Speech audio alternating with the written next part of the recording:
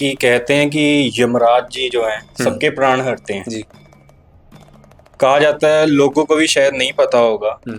कि जो यमराज हैं वो सबके प्राण हरते हैं, हम्म। सबके प्राण लेते हैं। हम्म। तो कहा जाता है कि शिवजी जी ने एक बार उनके प्राण हर लिए थे।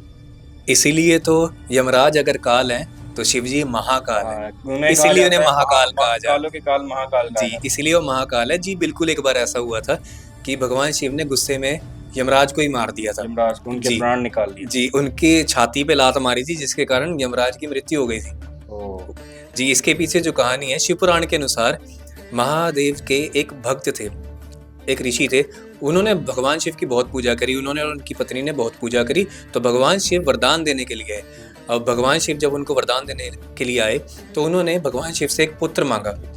तो महादेव ने उनके सामने दो चीजें रखी कि या तो आप एक ऐसा पुत्र ले लीजिए जो बहुत विद्वान हो, दिमाग से बहुत तेज हो, लेकिन उसकी उम्र 16 साल तक ही हो। अच्छा। या फिर आप ऐसा कर लीजिए, एक पुत्र मैं आपको दूंगा जो बिल्कुल मूर्ख होगा लेकिन उसकी उम्र 100 साल तक होगी। अब आप चुनिए कि आपको क्या चाहिए। तो वो जो ऋषि थे उन्होंने चुना कि हमें 16 साल तक ही आप पुत्र दें, लेकिन वो विद्वान होना चाहिए।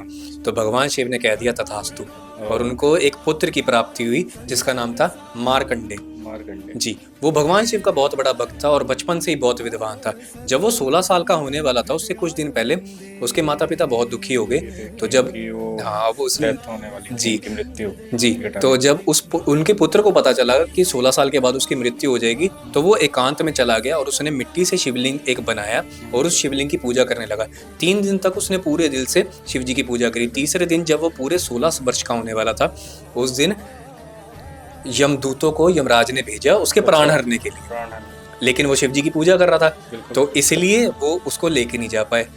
इतने में यमराज क्रोधित हो गए और यमराज खुद उसे लेने के लिए आए और वो उन्होंने अपना अस्त्र उस पे मारा, लेकिन हुआ ऐसा कि उसने शिवलिंग को पकड़ा हुआ था। तो यमराज के अस्त्र के साथ वो शिवलिंग भी लिपट गया। अच्छा, वो शिवलिंग भी साथ ही।